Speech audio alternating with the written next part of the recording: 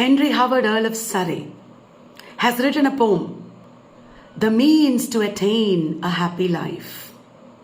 It is actually a translation from the Roman poet Martial.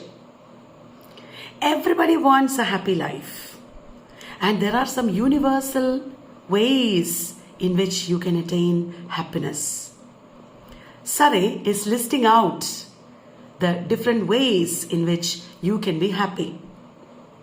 First and foremost, you should have money, but it should be easily earned without much pain. That will give you happiness. Then you should have a quiet, untroubled frame of mind. You should have some friend. Everybody needs a friend whom you can consider an equal. Then a peaceful life without quarreling with anybody. That is very essential.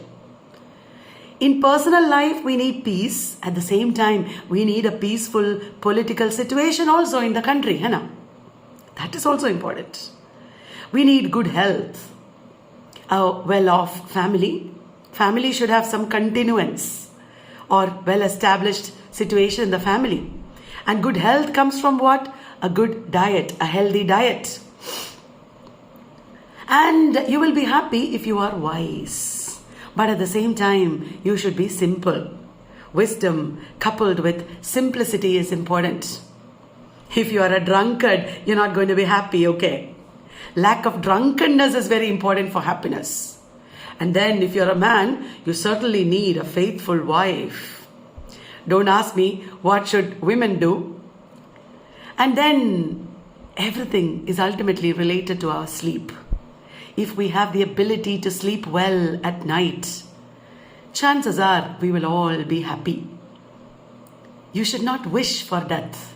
You should not fear death either. A balanced approach to death.